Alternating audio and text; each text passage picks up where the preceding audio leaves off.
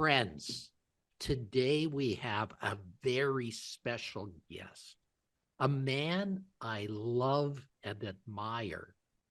Now, you might not know his name just to hear it.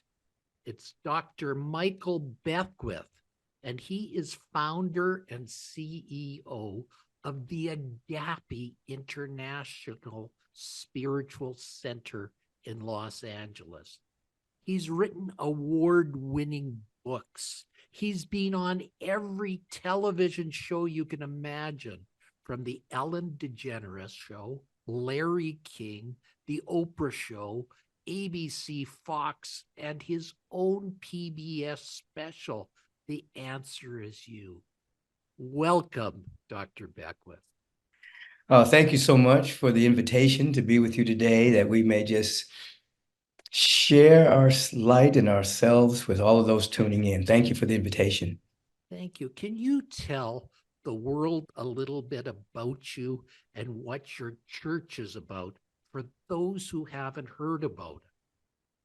Basically, as you indicated, I'm the founder of the Agape International Spiritual Center that's headquartered in Los Angeles, California. We recently celebrated our 37th anniversary as a spiritual community, and it now has touched millions of people around the globe, and it continues to evolve and grow. We have over 30 different ministries that work with people. We meet on Sundays. For me, it began over 40 years ago when I was a student at USC. I began to have inner spiritual experiences where at that particular time, I didn't know what they were. I thought I was in the psychobiology. I was a psychobiology major, so I attributed what I was going through to some kind of psychological pathology. But it turned out to be a death and then a grand opening in which I could see that we were surrounded by a presence of love and the beauty and intelligence beyond anything I could describe. That set me on the path to discover what had happened to me. And then that set me on the path of deep meditation and introspection and service that ultimately led, a number of years after that, to the founding of a spiritual community, of which I had tremendous resistance to doing so. I wasn't trying to be a public person, but the call was too great. The call was more powerful than my resistance. And ultimately, I became very public with what I knew. The books I read after that validated my inner experience. And that's the short version of a very long story. That is a beautiful short version, but it certainly it captivates the audience, and it also captivates me with some simple questions. The one question I want to ask is, you've spoken about how all life is energy. Yes. And how we can use that energy that comes inside ourselves to really help us with everything in life. Can you perhaps tell us more about that? Absolutely. I like to call, if you're coming from a spiritual point of view, then we would say the presence of God or love or beauty is spirit. If we're coming more from a quantum reality, we would say that it's all energy that's conscious of itself. Each and every one of us are energetic beings. Most of what we are is invisible. It's what we can see. Even if you go to the depth of what we could see, at bottom, it's all energy. And so I like to say that our frequency is our currency by which we bring things into manifestation. So since everything is energy, which obviously is what Einstein showed with his E equal mc squared, proving that energy and matter were the exact same thing, vibrating at different rates of speed, as we lift our vibrational signature, as we lift our energy with gratitude, thanksgiving, appreciation, forgiveness, being able to feel connected to joy for no reason whatsoever. Now what happens is universal law matches that vibration, matches that frequency, and we begin to experience life at a higher level. We begin to manifest at a higher level rather than manifesting our worst case scenarios because we're vibrating with fear, anxiousness, anxiety. We're now vibrating with gratitude, thanksgiving, appreciation, love, generosity. Now we begin to manifest, outpicture a life that is more fitting with energetic beings, the energy that's conscious of itself as each and every one of us. And this is why we have spiritual practice, not to be religious, but to be free. You also said that the vast majority of people have an intention deficit disorder. What do you mean by that? IDD, intention deficit disorder. Many people wake up every single day not living an intentional life. They're basically living a reactionary life. They are reacting to conditions, circumstances, situations, people, places, things, their thoughts about what other people are thinking about them. So they're in this milieu of thought forms by which they're reacting to circumstances. They're condition-based people. When you begin to establish an intention simply means another way of looking at it is, a ship, a boat has a rudder, and that rudder determines the direction that the boat is going in. Your intention is like a vibrational rudder that determines the direction of your life. So if you wake up and you intend to be happy, you intend to be healthy, you intend to be prosperous, and that becomes a part of your vibrational signature, then your life starts to head in that direction. Your intuition starts to pick up wisdom and guidance. You start to feel differently. And then your life now is more intentional with your attention being placed on your intention. You know when you're off and you know when you're on. And when you're reacting to circumstances, you'll say to yourself, oh, I'm not with my intention right now. Now, this is the beautiful thing about it. When an individual begins to live an intentional life, then they don't have to know how certain things are going to manifest. That's not our job to know the how. There are universal laws of mind and in action that respond to all of that, respond to our intention. We just have to know what we're intending. If we know the what, the how will follow. Compels us to think differently, compels us to speak differently, compels us to act differently, to come in alignment with our intention. And then serendipity, coincidences, spontaneous goodness, synchronicity, things to begin to occur in our life that when we look back on it, we didn't make it happen. We made it welcome by intending to live a certain way. Yeah. Excellent. You are a big believer in manifestation. Can you tell our listeners what that means and how can they turn on the power of manifestation in their lives? I'm not only a big believer in manifestation, as you've indicated, but I'm aware that each of us have, as energetic beings, as spiritual beings having a human incarnation, we have a mandate to manifest. We have come to actually leave a vibrational footprint of love and beauty, creativity, intelligence, compassion, generosity, according to our uniqueness. As a matter of fact, we're manifesting all the time. If you have an incoherent, anxious, worry, thought forms that are running your life, you're immediately manifesting toxic chemicals.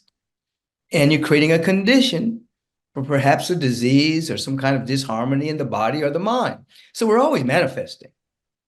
The thing is, are we consciously manifesting the life we want to live? Are we consciously bringing that which is invisible into the realm of the visible?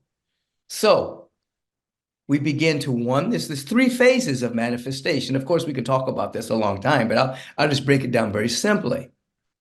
If you really want to manifest something great in your life, something beautiful, wonderful, harmonious, you begin to mentally see it.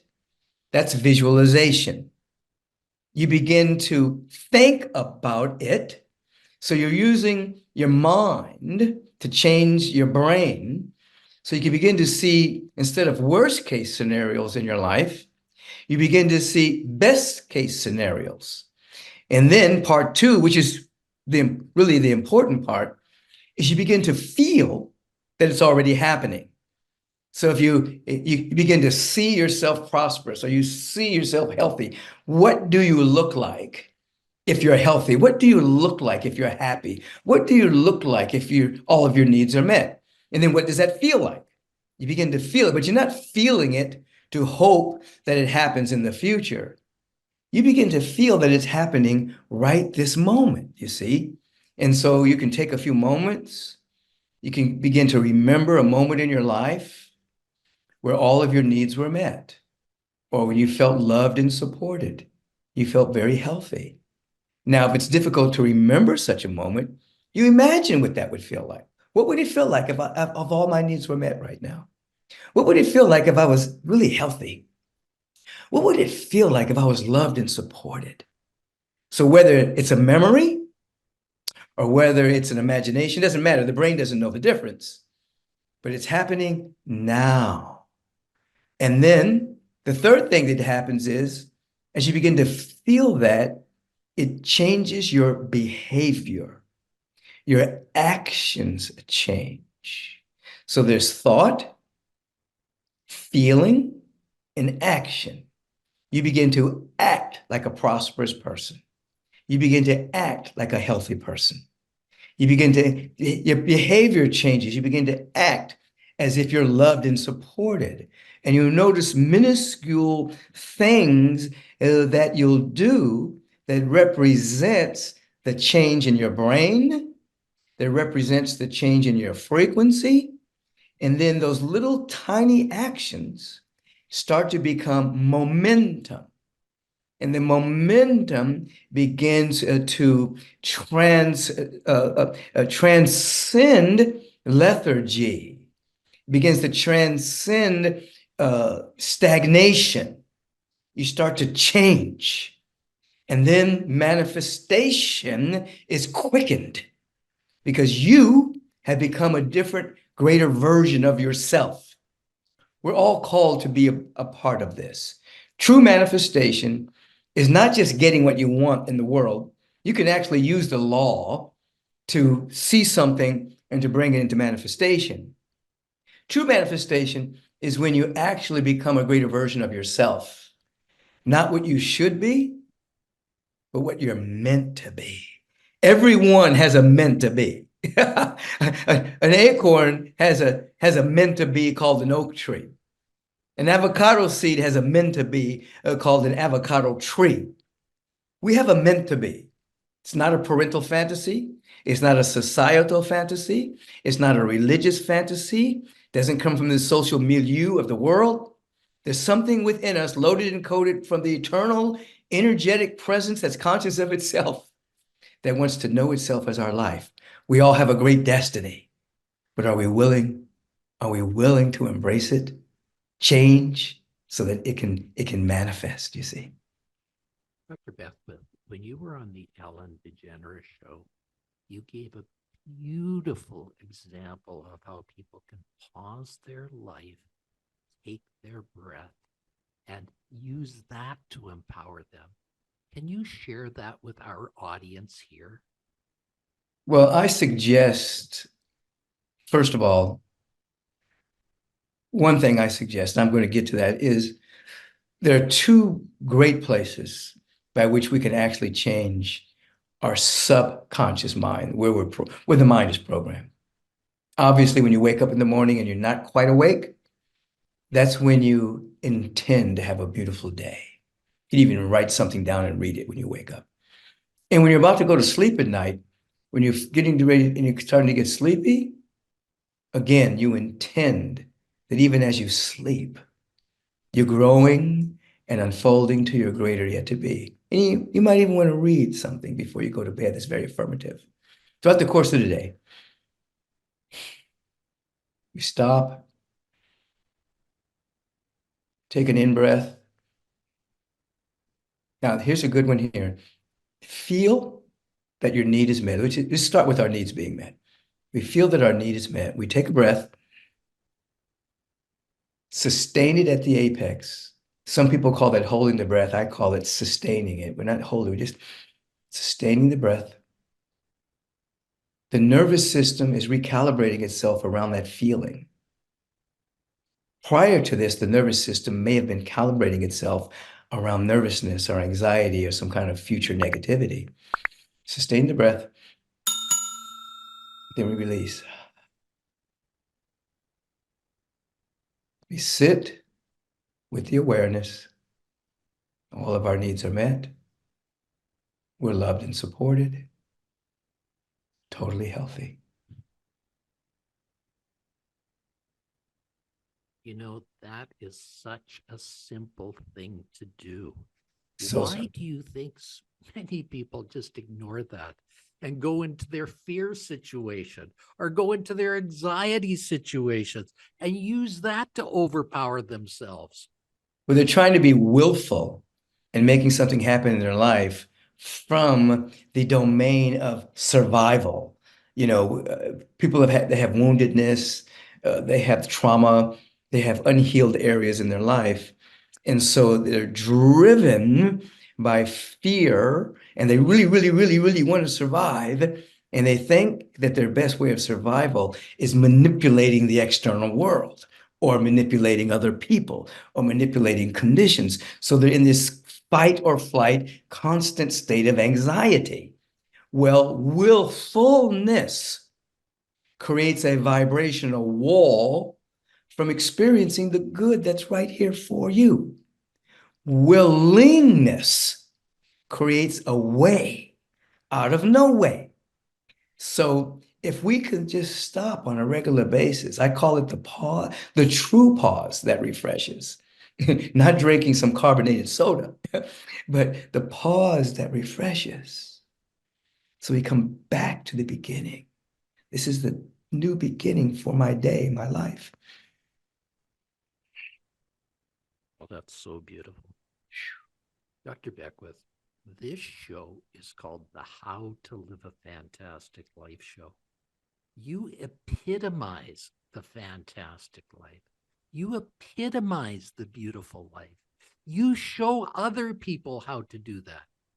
How do you have a fantastic life?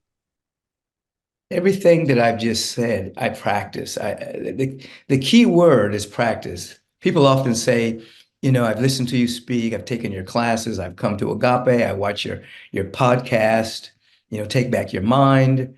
What are the advanced teachings? And I always say this, the beginning teachings are theory. The advanced teaching is practice. Once you establish some level of practice, even if you think it's minuscule, it's going to change your life. So I make sure that I stay with my practice. When I wake up in the morning, I intend that this is going to be a great life. I'm going to be great people. I'm going to be with great people. Things are going to go my way. I intend. I stand up and I do a couple of breaths. The first breath is, I'm grateful for my life. I go into gratitude. The second breath is, I ask, what is my assignment for today? Let me be present for whatever my assignment is.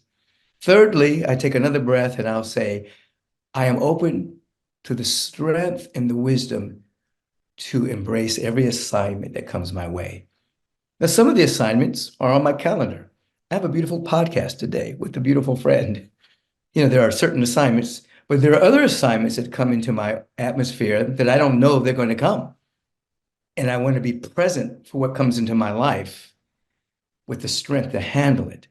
So then what I do, I go to the kitchen and I make a nice warm drink, water, minerals, things of that particular nature, lemon. I drink the warm water with some systemic enzymes. I then make a special tea. Then I go to the gym. I work out the physical body. After I work out the physical body, I come home and I meditate. After I meditate, I make a beautiful smoothie. I have my own product. There's some superfood greens that I've created because people kept asking me, "What do you drink?" And then, I shower, blah, blah, blah, I steam and everything and all of that. And now I put on my clothes. Now I'm ready for my day. So I have intended, I have breathed, I have hydrated, I have meditated, I put nutrition into my body. Now, and of course, it's not just food for thought. The meditation gives me spiritual thought for food.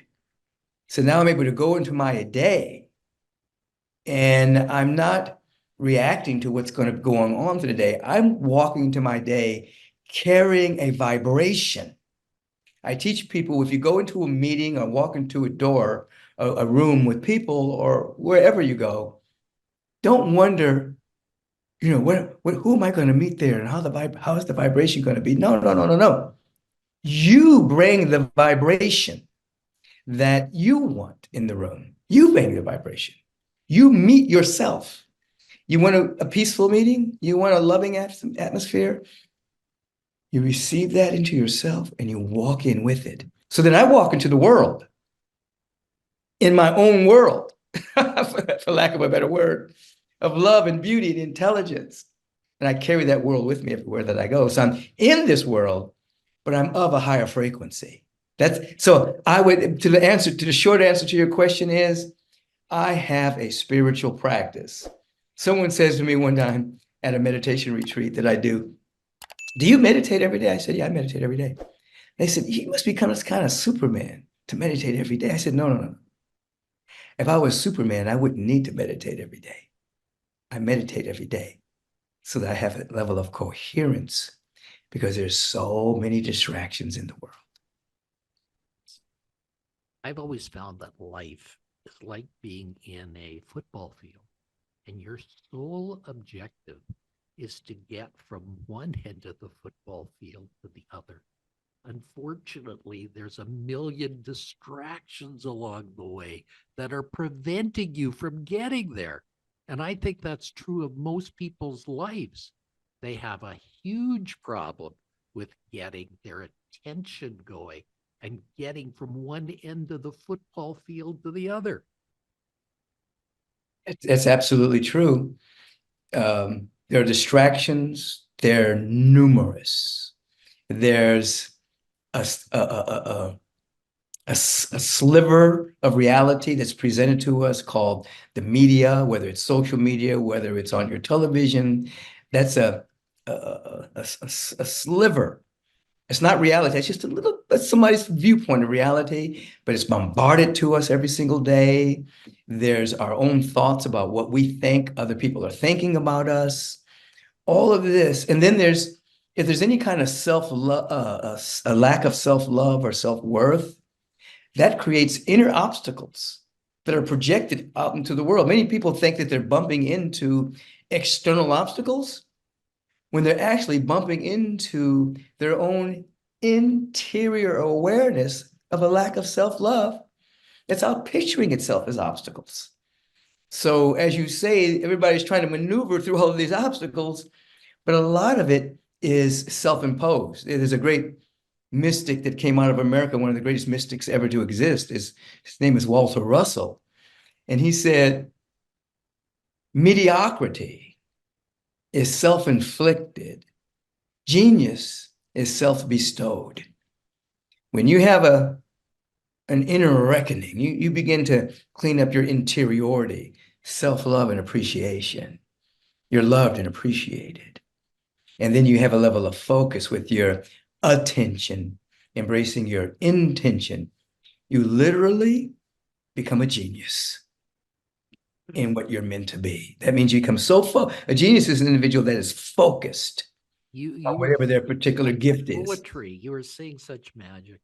Yeah. We're almost at the end of our time together. Can you tell our listeners how they can get in touch with you and find out more about what you have to offer? Thank you for that.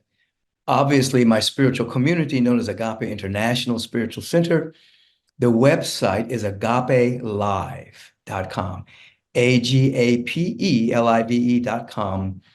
You can go right into that portal of transformation. You can watch the services. I do 3 services every single Sunday, a way of meditation service early in the morning, and then 2 services following that. I have classes. You can go to my personal website, michaelbeckwith.com, see where I'm speaking around the globe. It's being updated at this exact moment. So if you tune in right now, you may see the outworking of that. You can go to my podcast. It's on every platform, Spotify, Apple, YouTube. It's called Take Back Your Mind, hosted by Michael Beckwith. I have a guest on every week. Every Wednesday, there's a new show.